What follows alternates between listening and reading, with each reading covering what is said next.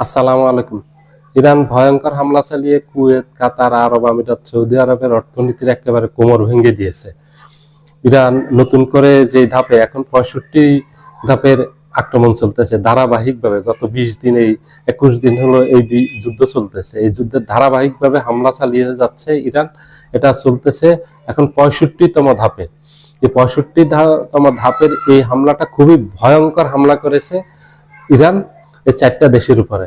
এই 4টা দেশের সবচেয়ে গুরুত্বপূর্ণ স্থাপনা যেগুলিকে একেবারে হার্ট বলা হয় তাদের অর্থনীতির, এই অর্থনীতির হার্টে অ্যাটাক করছে ইরান এবং ভয়াবহ হামলা চালিয়েছে, খুব ভয়ঙ্কর রকম হামলা চালিয়েছে।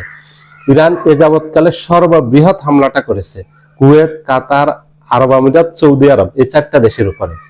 এই 4টা দেশের তেল কেন্দ্র যেগুলি আছে সবচেয়ে বড়, যেগুলি পৃথিবীর সবচেয়ে বড় তেল কেন্দ্র এবং গ্যাস কেন্দ্র, এই গ্যাসের সেন্টার, তেলের সেন্টারগুলিতে আক্রমণ করে এগুলিকে একেবারে ধ্বংস করে দিয়েছে।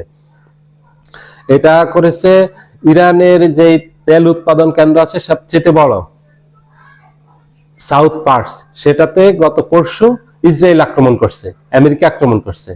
আমেরিকা ইতিমধ্যে বলছে যে অস্বীকার করছে, এটা আমেরিকা আক্রমণ করেনি, এটা করছে ইসরায়েল।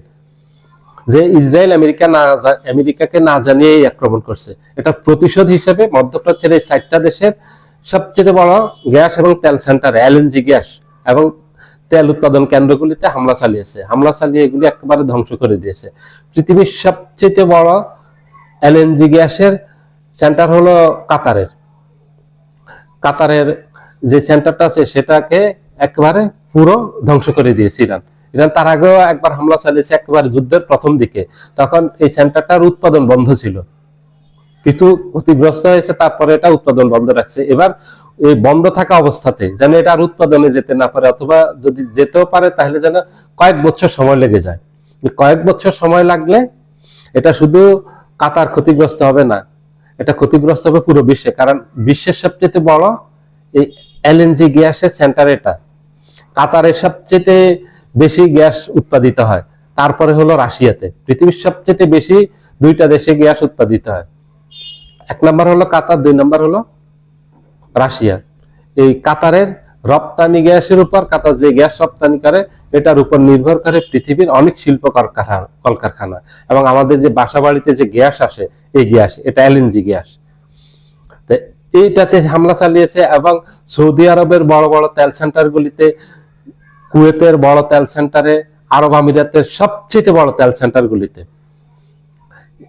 এগুলিকে লন্ডভন্ড করে ফেলছে। এই তেল সেন্টারগুলিতে আক্রমণ করাতে এটা পুরো বিশ্ব ক্ষতিগ্রস্ত হয়েছে, কারণ এখান থেকে সারা বিশ্বে তেল, গ্যাস রপ্তানি হতো।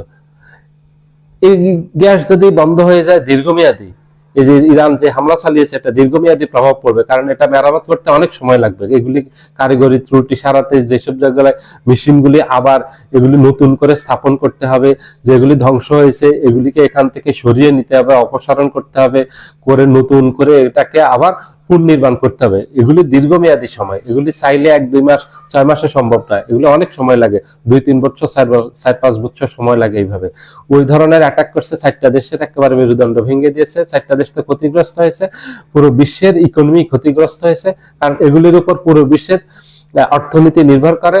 এখন আমাদের আপনার পুরো পৃথিবীর এই যে ইন্ডাস্ট্রিগুলি যেগুলি আছে এগুলি সব তেল গ্যাসের উপর নির্ভর করে, এবং এইসব যে মেশিনারি চলে, যে বিদ্যুৎ উৎপাদন কেন্দ্র, সেগুলিও এই তেল গ্যাস দিয়ে বিদ্যুৎ উৎপাদন করা হয়, এবং এই ইন্ডাস্ট্রিগুলিও গ্যাসের উপর দিয়ে চলে। তো সবকিছু এখন গ্যাস এবং তেল নির্ভর অর্থনীতি পুরো বিশ্বের।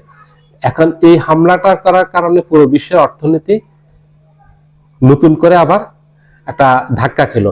যুদ্ধের কারণে তো ধাক্কা খেয়েছে, এবং এটা দীর্ঘমেয়াদী প্রভাবটা পড়বে পুরো বিশ্বে।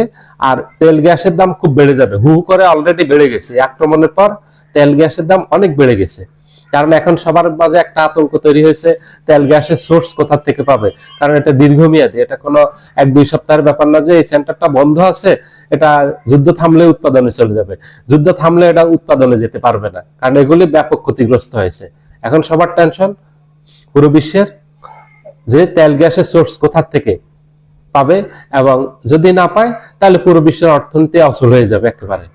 কারণ মধ্যপ্রাচ্যের তেল গ্যাসের উপরে নির্ভর করে পুরো বিশ্বের অর্থনীতি বর্তমান। এই আধুনিক বিশ্বের অর্থনীতি আপনি তেল গ্যাস ছাড়া কল্পনাই করতে পারবেন না। এই আমাদের জীবনে একেবারে অচল হয়ে যাবে। এই যে আমাদের এই যে বিদ্যুৎ এখন আছে, আগামী কিছুদিনের ভিতরে দেখবেন যে প্রচুর লোডশেডিং হচ্ছে, কারণ ওই যে তেল গ্যাস নেই, তেল পাচ্ছে না, গ্যাস পাচ্ছে না, বিদ্যুৎ উৎপাদনে যেতে পারতেছে না, বিদ্যুৎ কেন্দ্রগুলি বন্ধ হয়ে যাবে, সেগুলি একেবারে বসে যাবে তেল গ্যাসের অভাবে, তখন বিদ্যুৎ দিতে পারবে না। লোডশেডিং ছাড়া কিচ্ছু করার নেই, কারণ এখন পুরো বিশ্ব একই, এবং আপনার শিল্প কলকারখানাগুলো যা আছে সেগুলি একই।